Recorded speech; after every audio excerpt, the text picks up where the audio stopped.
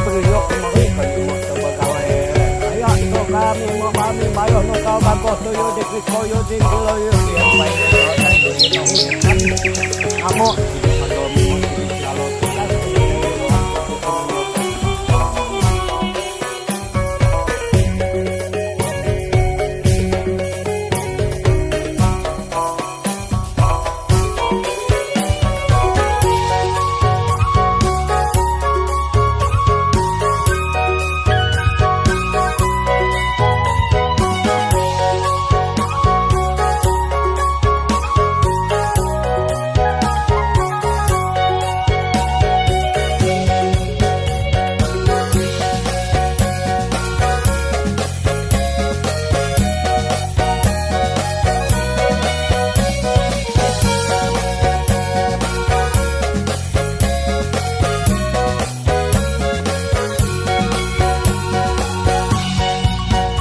Pohon lontar tumbuh sejajar, subur dan hijau di Bukit Raja. Rajin belajar supaya pintar, sudah besar bekal bekerja. Perisai mandau lambang yang hebat, tempayan pajau kokoh dan bulat. Jagalah jiwa raga yang sehat, membangun masyarakat yang kuat. Robosi Oni Haga, omonya di apai borita.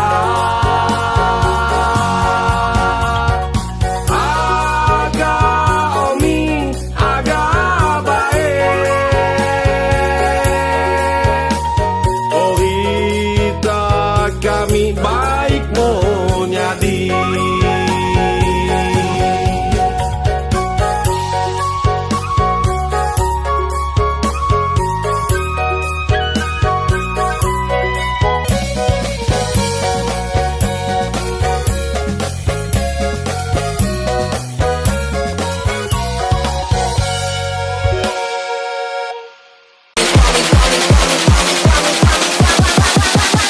Me do my two-step.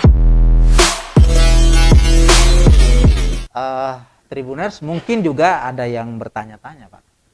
Kalau setahu misalnya kan yang cukup ada nama misalnya salah satu kegiatan budaya yang sudah cukup terkenal memang gawai Ya, itu, Pak, gawai. ya. Selain itu ada nggak, Pak, yang masih bisa kita ungkap lagi ke publik kegiatan-kegiatan yang kira-kira ini ini akan menarik minat wisatawan akan berkunjung ke sana? Saya lupa tadi, karena begitu besar dukung pemerintah daerah Ya. memelihara kebudayaan ini kan, Ya. maka kita ada penghargaan di pemerintah pusat. Oh, oke. Itu penghargaan Kabupaten Budaya. Itu dari pemerintah Pada pusat. pemerintah. Itu tahun berapa, Pak? 2019. 2019. Masih baru. Oke. 2019. Wah, luar biasa ini berarti, Pak. Lalu kembali, apa tadi saya lupa juga tuh.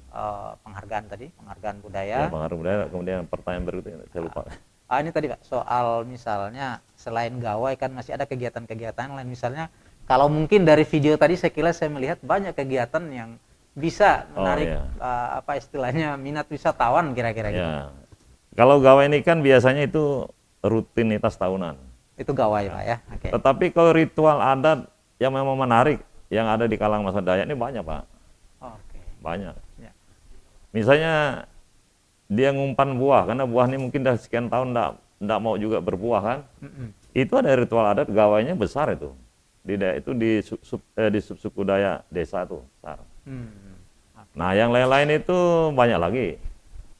Di suku yang ada di Kabupaten Sanggau ini. Oke. Mereka mau apa misalnya membawa semangat padi ke jurongnya itu ritual juga. Oh, oke. Nah, Tapi ini kemudian agendanya sudah di tingkat kabupaten apa masih di? itu biasa tingkat kecamatan atau desa. Kecamatan. Misalnya mereka kan orang Dayak ini kan sangat sangat percaya benar dengan peninggal leluhur nih. Misalnya ada benda-benda cagar budaya ada istilah sana tuh misalnya pedagi, Mm-mm. ya kan, benda-benda yang dikeramatkan bagi orang Dayak ini, Mm-mm. itu mereka setiap tahun adakan ritual-ritualnya bersifat gawai juga. Itu ramai juga tuh. Jadi potensi wisata terkait dengan bagaimana melestarikan budaya ini luar biasa untuk Kabupaten Sanggau. Oke, oke. Kalau boleh tahu juga Pak, kan tadi di dalam internal suku Dayak ada sub-suku itu Pak ya? Ya. Ada sub-suku. Itu jumlahnya memang banyak atau seperti apa?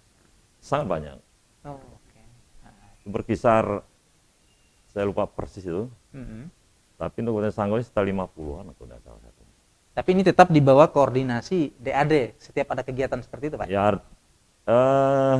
kalau kegiatan sub-sub suku ini kalau di masing-masing kecamatan atau desa, Ah. itu masing-masing mereka lah. Oh, Tapi jalan. biasanya mereka ngundang kita juga. Oh, tetap. Oke. Mereka senang kalau kita datang. Misalnya ada gawai apa, itu ngundang, paling tidak ngundang bupati sebagai ketua DAD diundang. Hmm. Dan masyarakat-masyarakat, pejabat-pejabat di tingkat kabupaten diundang, kecamatan diundang. Nah, jadi saya kira untuk melestarikan itu sangat luar biasa lah. Artinya ini antusiasnya Antusiasnya ya, Iya. masyarakat ini luar biasa bagaimana melestarikan budaya leluhur. leluhur ini Pak ya. Oke.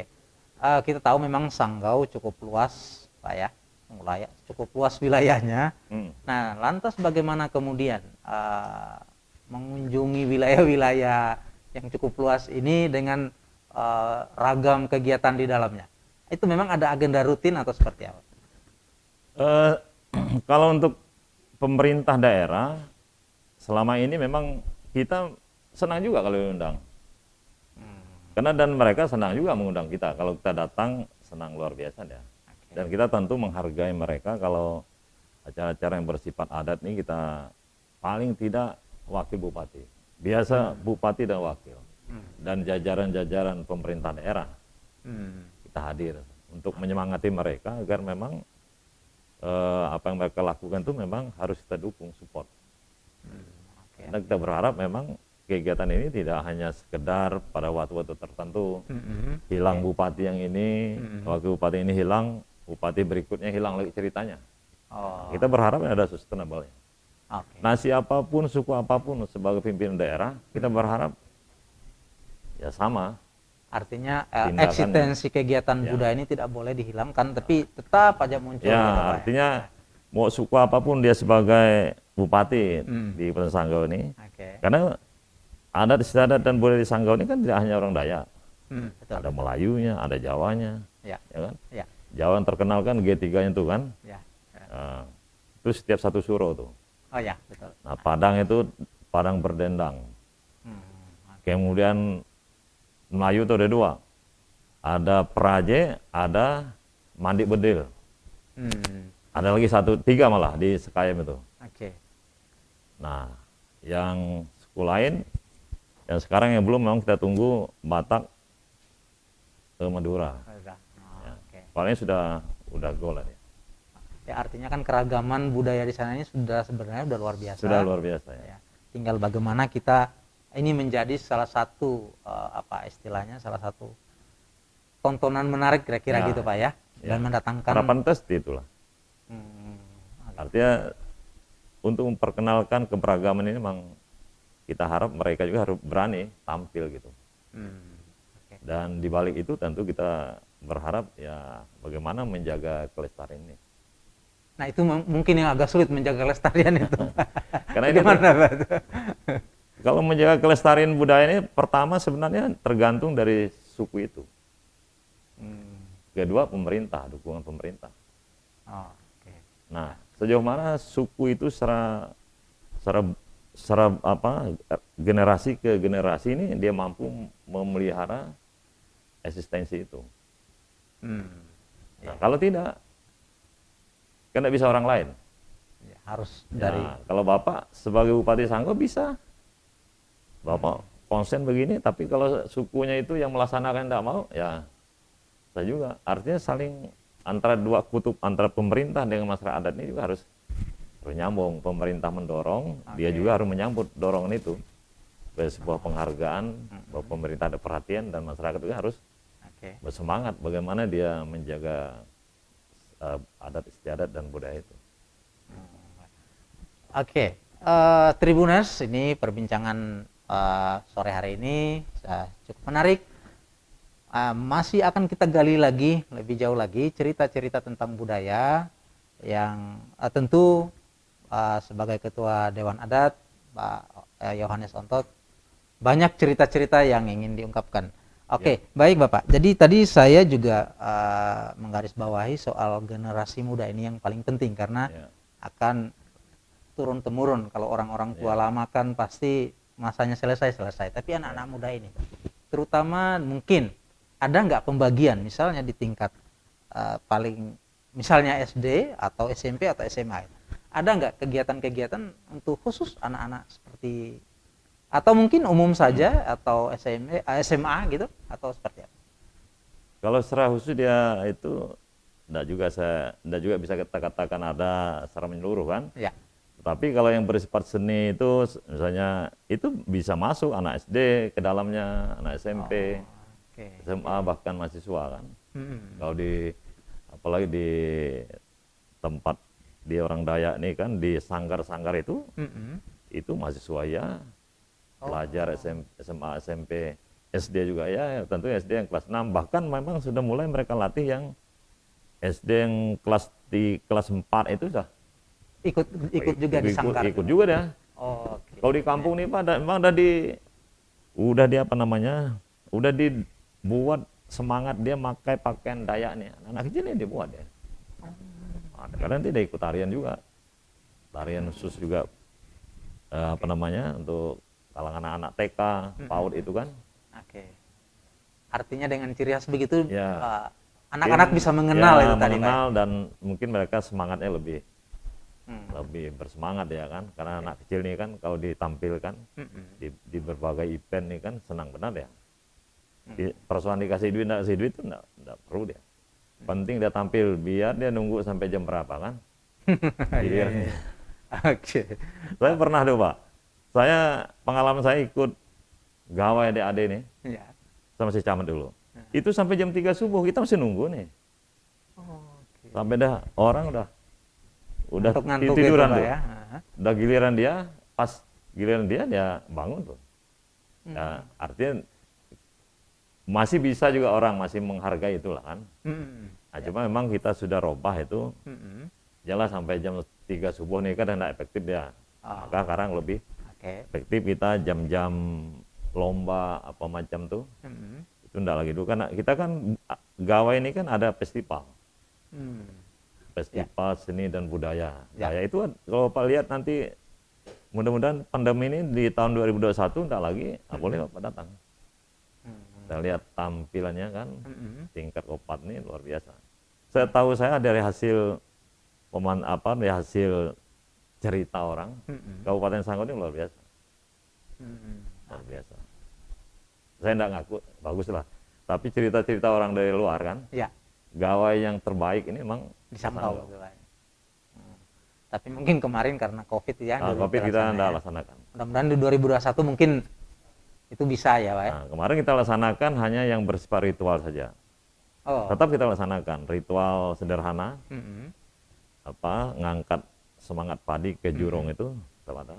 Artinya hanya keramaian yang hilang, tetapi akarnya tetap, akar budaya tetap dilaksanakan. Arti dalam mengumpul orang dalam jumlah besar. Kalau enggak itu ribuan, puluhan ribuan tuh. Lalu kemarin ya kita laksanakan sederhana saja kan. Menyesuaikan, kita juga harus menyesuaikan protokol kesehatan. Tapi kita laksanakan cuma enggak kita ngundang orang sampai ribuan. Paling kemarin sekjen saya dan ketua yang lain melaksanakan itu paling kemarin ya ratusan lah, tapi karena ruang terbuka nih jadi mengurai orang nih gampang. Dan protokol kesehatan. Oke, ini kan gawai sudah cukup terkenal dan itu memang sudah sampai ke mancanegara nama gawai. Ada nggak lagi budaya-budaya selain gawai yang mungkin akan ditampilkan DAD yang ke depan diharapkan ini salah satu jadi daya tarik wisata sendiri untuk Kabupaten Sanggau? Selain gawai memang ada. Tadi saya katakan misalnya kalau orang Dayak ini kan ada momen-momen tertentu tadi saya bilang, saya katakan misalnya di subsuku Dayak desa tuh. Kalau misalnya dia melihat perkembangan dari tahun ke tahun, buah ini tidak berbuah juga tapi tidak melimpah, itu ada. Cuma tidak tiap tahun dia. Mungkin 2 sampai 3 tahun sekali dia menyesuaikan lakukan itu. Kemudian gawe-gawe yang di internal di subsuku itu misalnya dia itu ada di kecamatan. Tidak hanya di kabupaten ini Puncak saja nih. Oke. Di bulan Mei itu bulan-bulan gawai emang. Berjenis-jenis gawai. Di luar bulan Mei itu juga ada, cuman tidak terlalu banyak lah. Misalnya mereka, tapi biasanya memang Mei itulah. Mei itu biasa syukuran. Itu sudah mulai itu Pak ya? Syukuran itu mutlak mereka lakukan. Karena mereka beladang tahun ini. Oke. Nah, bersyukur pada penompa ini kan, Tuhan ini kan, memberikan hasil yang cukup. Oke. Karena biasanya tidak juga atau berlimpah, tapi mereka tetap gawai. Oke. Nah, jadi mereka tidak mengatakan Tuhan tidak ngasih, mereka tidak gawai. Kasih tidak kasih banyak, tetap gawai deh. Artinya itu bentuk kesyukuran Ya, kita bentuk ya? syukurnya lah. Nah, oke. Kepada leluhur, pada Tuhan dan juga pada leluhur. Oke. Nah, kalau melihat perjalanannya Pak, sepanjang kegiatan-kegiatan budaya dengan kehadiran DAD Sanggo yang sudah 13 tahun ini, yang menurut Bapak sendiri Pak Onto, tantangan apa yang dihadapi Pak? Tantangan? Kalau tantangan tadi juga saya sudah singgung di awal. Tantangan itu tentu perkembangan zaman. Perkembangan zaman itu tantangan secara global lah. Tapi tantangan internal saya kira tantangan di dalam orang Dayak itu sendiri. Karena kalau orang Dayak ini tidak care dengan budayanya, tadi saya katakan awal tadi, pertengahan percakapan kita,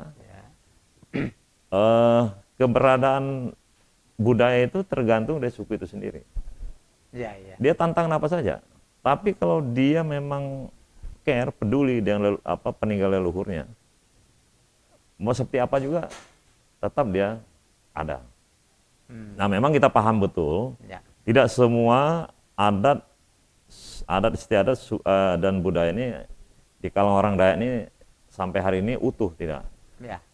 Karena dia tergerus, misalnya perkembangan zaman itu, dia kadang-kadang dia hilang sendiri karena dia tidak mampu menghadapi tantangan itu. Atau memang dia tidak sesuai lagi dengan tantangan pembangunan.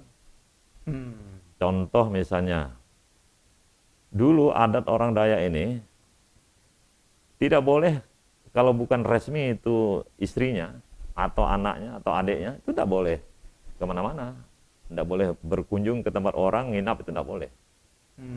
Itu di sana pasti diadat. Nah, adat itu tidak bisa lagi karena tantangan pembangunan itu tidak cocok lagi. Kalau begitu wakil bupati bawa stafnya ke kecamatan bisa diadatkan, enggak.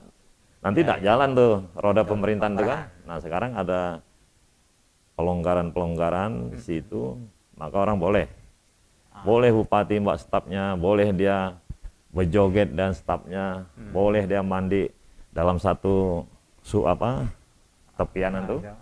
Kok dulu enggak boleh, Pak. Ada perempuan, ada laki-laki. Sempat kita ke tempat perempuan tuh kena adat. Berjalan dari rumah saja kita berjalan dengan orang lain, bukan istrinya, itu bisa diadat.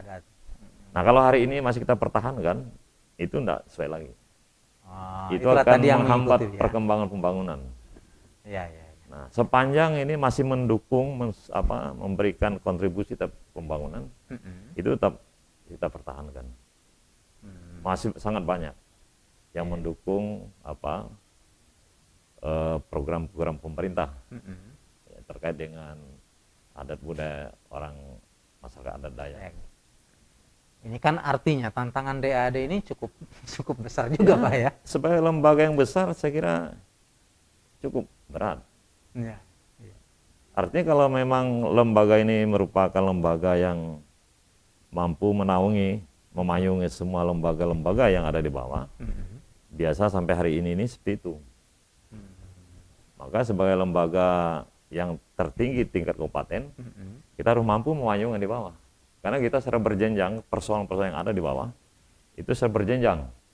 Oke. Kalau masih sepanjang bisa diselesaikan di bawah, selesaikan. Oke. Karena kehidupan sosial kan. Kalau tidak mampu nanti dia lari ke kecamatan, tidak mampu lari ke kabupaten. Nggak mampu kabupaten, provinsi, Ah, gitu. provinsi, tapi jarang lah. Oh. Dan sekarang kerjasama Dewan Adat dengan pemerintah kita luar biasa. Terkait dengan bagaimana mengatur kehidupan sosial ini kan. Ya, betul. Dan persoalan-persoalan yang dihadapi oleh masyarakat adat. Artinya pemerintah luar biasa menghargai. Oke. Menghargai lembaga kan. Baik dia lembaga, bukan tadi saya katakan lembaga adat Dayak saja kan. Semua yang Semua. ada di Kabupaten Jadi Sanggau. setiap ada persoalan di subsuku itu ya kalau bisa diselesaikan di internal itu lah. Terkecuali hal-hal tertentu terkait dengan hukum. Oh, itu lain Ya, cerita. lain kalau cerita hukum tuh lah. kan. Nah. Lain cerita tuh. Oke, ini sangat menarik Tribuners. Kita bicara soal budaya leluhur. Ini memang kita tahu untuk mempertahankan ini bukan pekerjaan yang mudah, dan Ya. DAD ada salah satu di dalamnya bagaimana melestarikan budaya-budaya leluhur. Mungkin kalau kita bicara, tadi kita bicara Sanggau, Pak. Kan kalau kita bicara adat Dayak budaya Dayak ini kan sangat sangat luas, Pak, ya, sangat luas. Dan setiap wilayah itu ada sama kegiatan tapi beda nama. Beda nama. Nah, itu bagaimana itu, Pak? Menyikapi yang seperti itu ya saya. Kalau lembaga rata-rata sama. Oh, sama. Di Kalimantan ini Dewan Adatnya sama. Oh, Dewan Dasar. Nah mungkin karena juga subsuku juga berbeda, ya kan, dari sisi perlakuan apa macam pendekatan ini kan berbeda ya. Ya. Nah, tapi secara umum Dayak ini tidak jauh berbeda.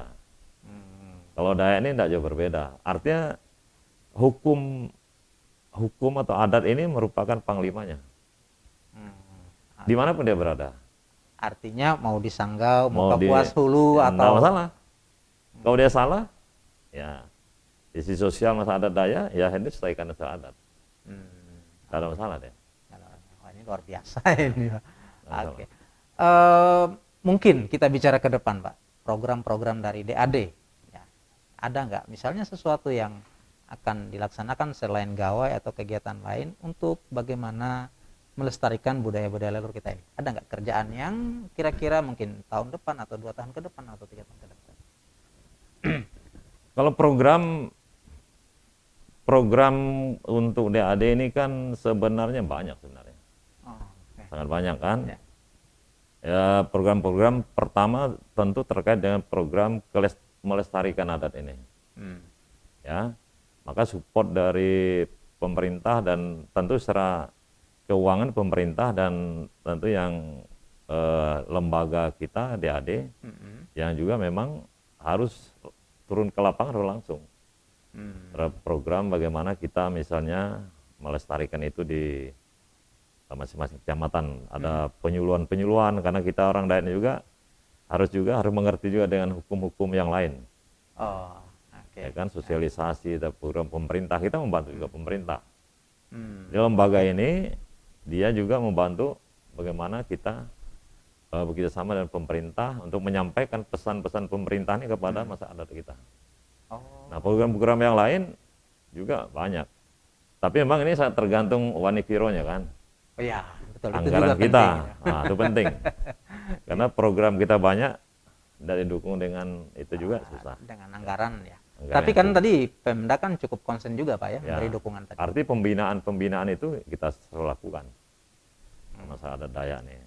Oke. Bagaimana DAD ini menyelaraskan program-programnya dengan DAD kecamatan dan seterusnya ke bawah.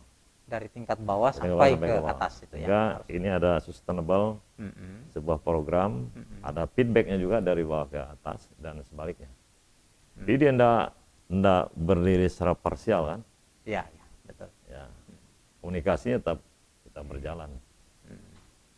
Mungkin tadi saya menggarisbawahi soal anggaran tadi, itu pemerintah memberikannya lewat APBD atau Itu lewat APBD. APBD? Tadi saya kalau untuk kegiatan-kegiatan DAD ini memang sebagian besar di Dinas Pendidikan dan Kebudayaan. Selain itu ada di OPD. APD itu lah ya. Ya. Kita memang konsen pemerintah daerah untuk mengembangkan iman dan budaya ini. Oh, itu tadi yang kita Karena perlu kalau kita ingat. lihat iman dan budaya ini kan enggak juga jauh-jauh beda dia kan. Ya, betul. Bedanya hanya dia jurusan lebih pada konsentrasi kepada sang pencipta. Nah, kita juga pada sang leluhur kan. Tapi putaran ini enggak, kan antara agama dan budaya ini kan sebenarnya dulu ada ceritanya kan. Ya, Nah, kita enggak bicara masalah teori lah. ya, ya. Antara agama budaya, makanya kalau di agama Katolik ini sudah jelas. Itu ada namanya sidang agung gereja-gereja di Indonesia. Ya. Nah, itu saya pernah sekali ikut. Itu oleh petinggi-petinggi gereja ngundang agama-agama yang dari leluhurnya, misalnya di Kalimantan Tengah ini ada Kaharingan kan? Kaharingan, betul. Lalu di Sumbawa itu ada satu juga, di NTT juga ada satu. Itu sharing itu, waktu sidang SAGI, nama Sidang Agung Gereja Indonesia. Saya pernah Dan ikut. Bapak waktu itu ikut di situ, Pak? Pernah saya ikut. Nah, dan gereja Katolik juga sangat sangat konsen dalam bagaimana menjaga kelestarian budaya ini. Budaya itu, Pak. Contoh misalkan, kalau di lagu-lagu di dalam gereja itu juga menggunakan musiknya Dayak itu kan. Kadang lagu itu diiringi dengan gemelan musiknya dari masyarakat adat Dayak. Penyambutan. Misalnya ada peresmian acara apa di gereja, budaya kita ditonjolkan di situ. Dan mereka memang gereja menghargai betul. Sangat menghargai betul. Ya. Oke. Ini kepengurusan Pak Ontot ini sampai tahun berapa? Saya ini periode yang kedua nih. Oh, udah periode kedua nih. Nah, yang kedua ini saya kapan Pak Sekjen? Sampai 2024. 2024. Ini Sekjennya Pak Urbanus. Saya Sekjennya zamannya bapaknya Pak Krismono nih, ketua, ada almarhum dia. Oh, Saya pernah 5 tahun jadi sekjen. Oke, baik Tribuners, ini kita perbincangan semakin menarik. Jadi sebelum kita lanjutkan lagi, kita ikuti dulu yang satu ini. Why me do my two-step?